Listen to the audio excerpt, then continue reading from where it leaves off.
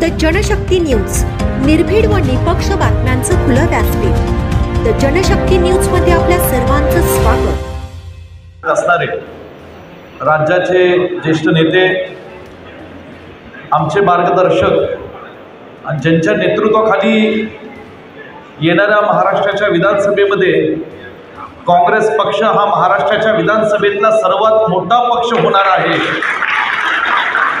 असं महाराष्ट्रातलं एक अत्यंत धडाडीचं आणि आक्रमक नेतृत्व ज्यांनी सातत्याने माझ्या पाठीशी उभं राहण्याचं काम केलं, असे आदरणीय नाना पटोले साहेब, आपल्या सर्वांचे मार्गदर्शक, ज्येष्ठ नेते, महाराष्ट्राच्या विधान परिषदेचे माजी आमदार, आपल्या डॉक्टर पतंगराव कदम सोनीरा सहकारी साखर कारखान्याचे अध्यक्ष आदरणीय मोहनराव कदम दादा, आपल्या जिल्ह्याचे तरुण तडफदार लोकप्रिय खासदार सन्मान्य विशालदादा पाटील, सांगली शहराचे नेते अध्यक्ष काँग्रेस पक्षाचे सन्मान्य पृथ्वीराज पाटील, या ठिकाणी उपस्थित असणारे पलूस तालुक्याचे नेते आणि जिल्हा मध्यवर्ती बँकेचे संचालक, रयत शिक्षण संस्थेचे उपाध्यक्ष सन्मान्य महेंद्र पल्लाड, जिल्ह्याचे युवा नेते आणि भारतीय सहकारी बँकेचे संचालक डॉक्टर जितेश कदम, कुणाल भाई, मैं आपसे माफ़ी कहना चाहूँगा, अखिल भारतीय काँग्रेस कमिटीचे सचिव आणि महाराष्ट्रातील मराठवाडा आणि विदर्भाचे ज्यांना राहुल गांधींनी अत्यंत विश्वासाने जबाबदारी दिलेली अशी युथ काँग्रेसचे माझे सहकारी सन्मान्य कुणाल चौधरीजी, त्यांचं स्वागत आपण सगळ्यांनी करूया।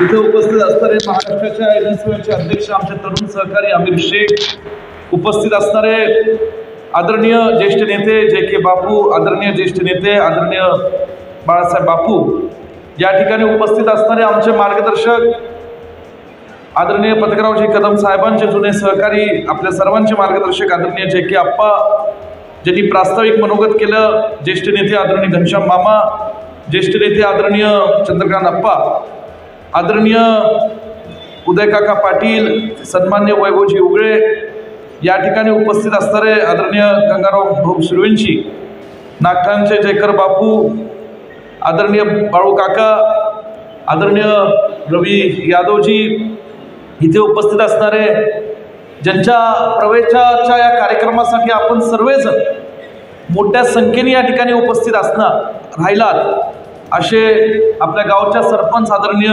बेबीताई, या ठिकाणी उपस्थित असणाऱ्या या गावातील सर्व ग्रामपंचायतीचे आजी माजी सरपंच, ग्रामपंचायतीचे सदस्य, सोसायटीचे चेअरमन, संचालक, सर्व पदाधिकारी आणि उपस्थित बंधू भगिनींनो, वेळ कमी आहे आणि आम्हाला येण्यास जवळजवळ 1.5 ते पावणे 2 तास लागले, कारण रस्त्यात प्रचंड ट्रॅफिक होता।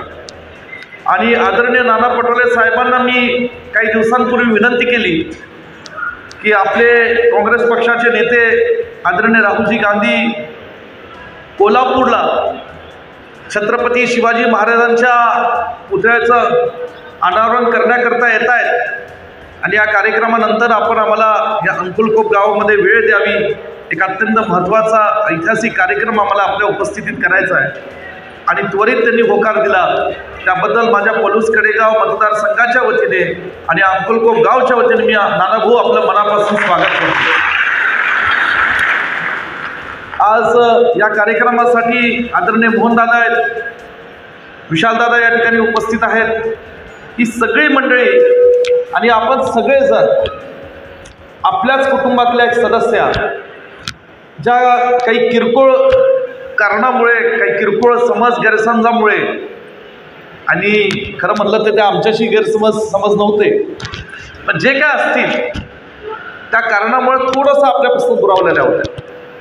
खरं म्हणलं तर हे कुटुंब पूर्वीपासून काँग्रेस पक्षाच्या विचाराचं, हे कुटुंब देवितांचं पूर्वीपासून आदरणीय पतंगरावजी कदम साहेबांच्या नेतृत्वाला, कर्तृत्वाला दाद देणारं, आणि असं कुटुंब थोडंसं आमच्यापासून दुरावलं, हे कुठेतरी आम्हालाही ते मनाला खटकत होतं, गावातले काही अनेक जुन्या काँग्रेस कार्यकर्त्यांना खटकत होतं आणि त्यांना सुद्धा खटकत होतं। ग्रामपंचायतीची निवडणूक झाली, त्यामध्ये ठीक आहे, त्या काळामध्ये काही विचारांची फारकत, काही समज गैरसमज झाले आणि म्हणून समोरासमोर ग्रामपंचायतीची निवडणूक लागली। ग्रामपंचायत सदस्य हे सगळे आमचे भगिनी आणि सगळे आमचे बांधव हे काँग्रेस पक्षाच्या विचाराचे, साहेबांच्या विचाराचे कार्यकर्ते म्हणून निवडून आले, परंतु लोकनियुक्त सरपंच म्हणजे जनतेतनं निवडून आलेले जे सरपंच पद आहे तर दुर्दैवाने काही मतांमध्ये गेले. त्या काळामध्ये त्या परिस्थिती हे दुर्दैवाने गेलं असं वाटू लागलं, परंतु आज खरंच आनंद आहे की तुम्ही सरपंच झाला आणि या ठिकाणी आज ते परत या ठिकाणी काँग्रेस पक्षाला सरपंच पद मिळालं, त्याचा मनापासून आम्हाला आनंद आहे. आणि म्हणून मला आपल्याला आज एवढंच सांगायचं, नानाभाऊ हे अंकुलकोप गाव एक ऐतिहासिक गाव आहे. स्वर्गीय यशवंतराव चव्हाण, वसंतदादा या गावामध्ये एकत्र आले होते. औदुंबरचं दत्ताचं अत्यंत जागृत असणारं एक महत्त्वाचं तीर्थक्षेत्र, ज्या कृष्णा नदी काठ असणारं औदुंबर आणि अंकुलकोप गाव हे आहे. कवी सुधांशू इथले या ठिकाणी स्वर्गीय पतंगरावजी कदम साहेबांचं फार प्रचंड मोठं जिव्हाळा या गावावर राहिलेलं आहे. इथे जेव्हा 2004-05ला पूर आला आणि त्यानंतर 19ला आला, त्या काळामध्ये साहेबांनी प्रचंड काम केलं. 19मध्ये मी आणि आमच्या सर्व सहकार्याने मोठं काम केलं. परंतु मला सांगायचं आहे की इथं परमपूज्य भारतरत्न डॉक्टर बाबासाहेब आंबेडकरांच्या इथं अस्थी काही आहेत, तिथं या ठिकाणी फार सुंदर एक तिथं ग्रामपंचायतीच्या कार्यकर्त्यांच्या माध्यमातून आम्ही त्याचं एक वास्तुकी केली. पण कदम साहेबांनी खरं जे मोठं काम केलं की पुराच्या या संपूर्ण ह्याच्यात जे आमचे मागासवर्गीय समाजातले बांधव जे अडकत जात होते, अशा लोकांसाठी जवळजवळ 400 घरं या ठिकाणी नवी बांधून करून एक नवा इतिहास या सांगली जिल्ह्याच्या मध्ये घडवून दिला. आज इथं हुतात्मा भगतसिंगांच्या नावाने भारतीय विद्यापीठाच्या माध्यमातून आज शाळा चालवली जाते. घनश्याम मामाने सांगितलं या ठिकाणी आज हे अंकुलकोप गावातले कार्यकर्ते जिद्दीला पेटले तर कसे पेटून उठतात की महाराष्ट्रातलं पहिलं ग्राम स्वच्छता अभियानाचा पुरस्कार मिळवण्याचा मान या अंकुलकोप गावाला मिळालेला होता. आणि म्हणून ही सगळी गावातली माणसं ही कदम साहेबांवर आमच्या कुटुंबात प्रचंड प्रेम करणारी आहेत. आणि सगळी माणसं खरं हाडाची शेतकरी आहे, कष्टाने इथं शेती, उत्तम शेती करतात. अशा पद्धतीचं हे अंकुलकोप गाव आहे. पूर्वीपासून हे स्वर्गीय वसंतदादा आदरणीय पतंगरावजी कदम साहेबांच्या पाठीशी उभं राहिलेलं गाव आहे. आणि आता खरं पाहिलं तर माझ्या पाठीशी उभं राहिलेलं गाव आहे.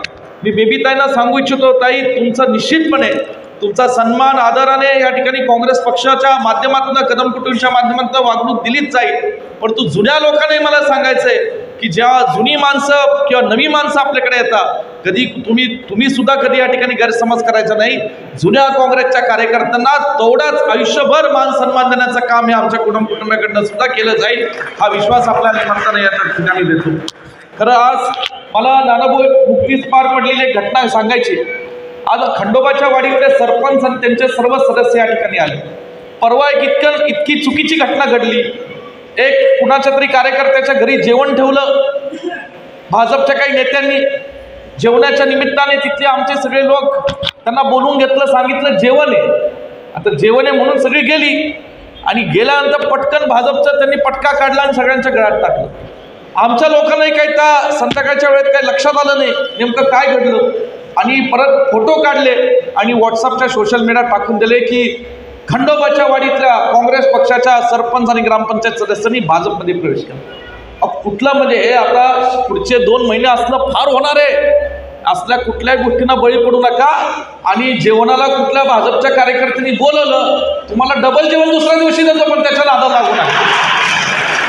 नाहीतर पुन्हा हे असलं काहीतरी जे फसवा फसवी, गाफील ठेवणं, फसवणं, हेच काय जुनं नाही आहे, नवं नाही आपल्या मतदारसंघात. पण आता तो काळ वेगळा होता, आत्ताचा काळ वेगळा आहे. फसणारी आणि फसवणारी माणसं नाहीत. आज या ठिकाणी आम्ही सगळी स्टेजवर एकत्र आहोत. तुम्हाला माहिती आहे, वारंवार मी व्यासपीठावर बोलतोय, मी काय चंग बांधलेलं आहे. नानाभाऊ तुम्ही सगळ्या महाराष्ट्रात जाऊन सांगता की महाराष्ट्राच्या विधानसभेमध्ये यंदा काँग्रेस पक्ष हा नंबर 1 पक्ष राहील. मी तुम्हाला सांगतो की सांगली जिल्ह्याच्या राजकारणामध्ये या विधानसभेत काँग्रेस पक्ष नंबर 1चा पक्ष राहील, हा विश्वास मी तुम्हाला देतो. आम्ही हे करतोय कारण आम्हाला तुमची ताकद बळकट करायची. आज मला माहिती आहे आदरणीय श्रीमती सोनियाजी गांधी, राहुलजी गांधी, आज नाना पटोलेंकडे बघण्याचा त्यांचा दृष्टिकोन फार वेगळा आहे.